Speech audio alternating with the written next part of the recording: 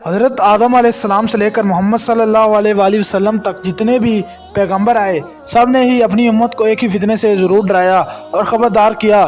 محدثین نے اس فتنے کو کائنات کا سب سے بڑا فتنہ قرار دیا۔ جی ہاں ناظرین گرامی، وہ فتنہ دجال ہے۔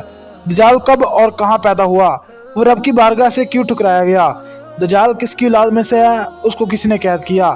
دجال کہاں پر قید ہے اور کب آزاد ہوگا؟ یہ ایسے سوالات ہیں کہ دل کی تلاش میں ہم ہر کسی کو رہتی ہے۔ آج کی اس ویڈیو میں ہم انہی سوالات کے جوابات قرآن و احادیث کی روشنی میں بتائیں گے۔ آئیے پہلے تو بات کرتے ہیں دجال کی پہچان کیا ہوگی اور وہ دنیا میں کیسے تباہی مچائے گا۔ ناظرین گرامی، دجال چھوٹے قد کا، بدصورت اور ایک آنکھ سے اندھا ہوگا۔ اس کے دونوں پاؤں ٹیڑھے ہوں گے۔ اس کا جسم بالوں سے بھرا پڑا ہوگا۔ اس کے سر کے بال گھنگریلے ہوں گے۔ سرخ رنگ یا گندمی ہوگا۔ ناک بڑی اور طوطے کی چونچ کی جیسی ہوگی۔ اس کے ماتھے پر کاف ر لکھا ہوگا جو مسلمان کو صاف دکھائی دے گا اور وہ آسانی سے پہچان سکے گا۔ جب زمین پر نمودار ہوگا تو لوگوں کو بڑا ہی پرہیزگار دکھائی دے گا، پر اس کے اندر کافروں کی طرح ظالم ہوگا۔ جب اس کے پیروکاروں کی تعداد کافی ہو جائے گی تو وہ خدائی کا دعویٰ کرے گا۔ وہ بہت بڑی سواری پر سوار ہو کر گردش کرے گا جس کی دونوں آنکھوں کے درمیان لمبائی تقریباً 40 گز کے قریب ہوگی۔ وہ چھوٹا فریبی قسم کا انسان ہوگا۔ اس کے پاس بے تحاشا دولت خزانے ہوں گے اور وہ بے شمار نہروں پر قابض ہوگا۔ اس کی اجازت کے بغیر کوئی بھی شخص اس کی نہر سے پانی نہیں پی سکے گا۔ ناظرین گرامی، اس بات کا خدا کے علاوہ کسی کو نہیں پتا کہ دجال کون ہے اور کہاں سے آیا۔ کچھ روایات اس طرح بیان کی گئی کہ دجال حضرت آدم علیہ السلام کے دور میں آیا تھا۔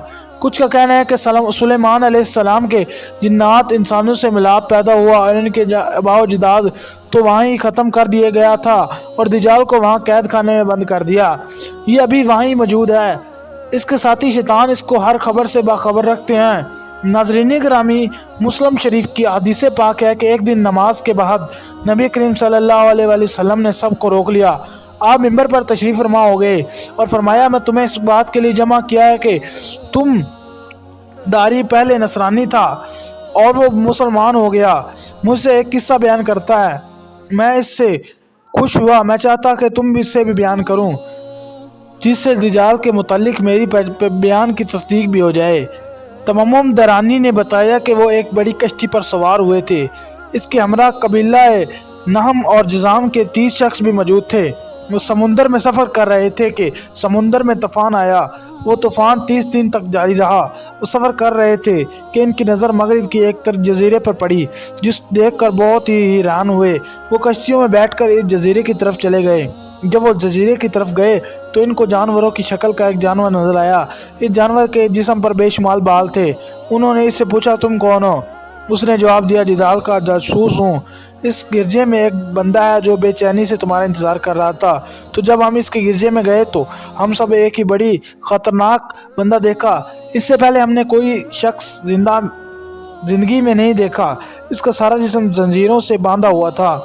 ہم نے اس بندے سے پوچھا کہ تم کون ہو؟ اس نے کہا کہ آپ میرا پتہ لگ تو گیا ہے تو تم لوگوں کو بتا دوں کہ تم کون ہو۔ ان لوگوں نے کہا، ہم عرب کے لوگ ہیں۔ ہم سمندر میں سفر کر رہے تھے کہ سفر میں طوفان آیا۔ اس کے بعد یہ جزیرہ نظر آ گیا، جزیرے میں آ گئے۔ اس نے پوچھا، یہ بتاؤ کہ اس نے کہا بسان شام کا علاقہ کہ کھجوروں میں پھل آتا ہے یا نہیں؟ ہم نے کہا جی آتا ہے۔ جس نے جواب دیا، بہت ہی جلد وہاں پھل نہیں آئے گا۔ اس کے بعد اس نے پوچھا، بحیرہ تبریہ کے متعلق بتاؤ، اس میں پانی ہے کہ نہیں؟ ہم نے جواب دیا، اس میں بہت ہی پانی ہے۔ اس نے کہا، بہت جلد اس میں پانی ختم ہو جائے گا۔ پھر اس نے پوچھا کہ زغر شام کی بستی کے چشمے کے بارے میں بتاؤ، اس کے پانی ہے کیا؟ لوگ کھیتوں میں اس کا پانی سیراب کرتے ہیں یا نہیں؟ ہم نے کہا، اس میں بہت زیادہ پانی ہے، لوگ اس کے پانی کے بے شمار فائدے اٹھاتے ہیں۔ پھر اس نے پوچھا کہ نبی کریم صلی اللہ علیہ وسلم کو سناؤ۔ ہم نے کہا، وہ مکہ سے ہجرت کر کے مدینہ تشریف لے آئے ہیں۔ اس نے پوچھا کہ عرب والے لوگوں نے اس کے ساتھ کوئی جنگ کی ہے؟ ہم نے کہا، عرب کے لوگوں نے جنگ کیا ہے۔ اس کے پوچھا پھر نتیجہ کیا نکلا؟ ہم نے کہا، وہ اپنے ارد گرد کے علاقوں پر غالب آ چکے ہیں۔ لوگ ان کی اطاعت قبول کر چکے ہیں۔ دجال نے کہا کہ عرب کے لوگوں کے بارے یہی ٹھیک تھا کہ وہ لوگ ان کی پیروی کر لیں۔ اب میں آپ کو اپنے بارے میں بتاتا ہوں۔ اس خطرناک شخص نے کہا کہ میں دجال ہوں، میں یہاں سے باہر نکلنے کی اجازت بہت ہی جلد مل جائے گی۔ اس نے کہا کہ 40 دن کے اندر اندر پوری دنیا میں داخل ہو کر تباہی مچا دوں گا، میں مکہ اور مدینہ کو چھوڑ کر ساری دنیا کو تباہ کر دوں گا۔ یہ رسول اللہ صلی اللہ علیہ وسلم نے اپنا عصا مبارک منبر پر مار کر فرمایا، یہ مدینہ ہے جس میں وہ دجال نہیں داخل ہو سکے گا۔ میں آپ سے یہی بتاتا کہ دجال نہ تو شام کے سمندر میں ہے اور نہ یمن کے سمندر میں، بلکہ وہ مشرق میں ہے۔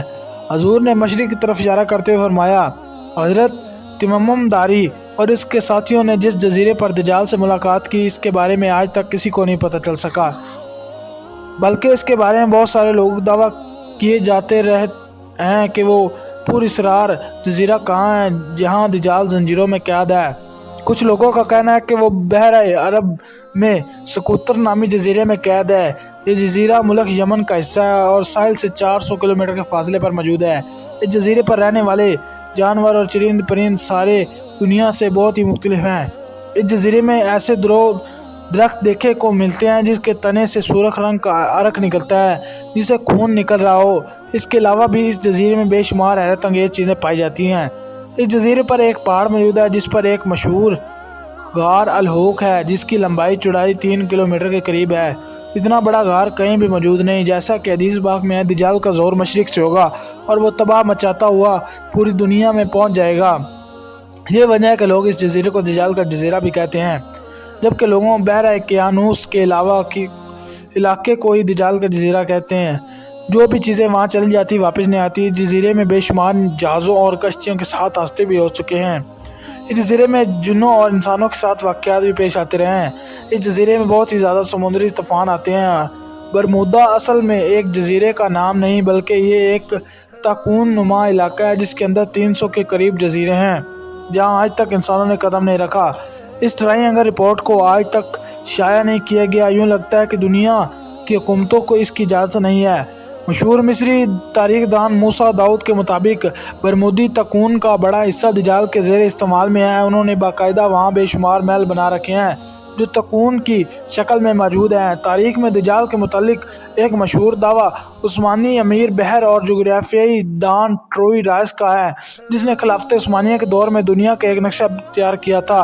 اس نقشے کو اگر ہم دیکھیں تو اس میں ایسا جزیرے کی نشاندہی کی گئی جہاں ایک عجیب مخلوق کی تصویر بھی دکھائی دیتی ہے جو انسان اور جانور کی شکل بھی دکھائی دیتی ہے، جس کو لوگوں نے دجال کا نام دیا۔ ترکی کے ایک مشہور مصنف اوسان برکان نے اپنی کتاب میں لکھا ہے کہ دجال ایک جزیرہ میں قید ہے جہاں سے وہ اپنے پیروکاروں یعنی امریکہ اور اسرائیل کو حکم جاری کرتا ہے۔ امریکہ اور اسرائیلیوں کے بحری جہاز جزیرے تک جاتے ہیں جہاں وہ اس گرجا سے دجال سے ملاقات کرتے ہیں جہاں ان کو حکم دیا جاتا ہے کہ آگے کیا کرنا ہے۔ یہ معلومات بہت ہی خفیہ ہے۔ آج تک کوئی بھی یہ جان نہیں پایا کہ جزیرہ کہاں پر ہے موجود ہے۔ برکان نے کہا کہ وہ جزیرہ برمودا میں ہے۔ برمودا ٹرائی اینگل میں ایک ایسا جزیرہ موجود ہے جہاں ایک بہت ہی بڑا گرجا پایا جاتا ہے جہاں کسی کو بھی جانے کی اجازت نہیں۔ اگر وہاں جانے کی کوشش بھی کرتا ہے تو وہاں واپس نہیں آتا۔ یہ جزیرہ کوئی عام جزیرہ نہیں، یہی وجہ ہے کہ گوگل میپ میں اس کی کوئی لوکیشن نہیں ملتی۔ کئی لوگوں نے یہ دنیا دیکھنے کی کوشش کی بھی ہے۔ اس جزیرے میں امریکہ کے بحری بیڑے بھی داخل ہوتے ہیں۔ عیسیٰ داؤد نے اپنی کتاب میں لکھا ہے کہ دجال اس جزیرے میں زنجیروں سے باندھا ہوا تھا۔ جب حضرت محمد کا وصال ہوا تو اس کی زنجیریں ٹکڑے ٹکڑے ہو گئی۔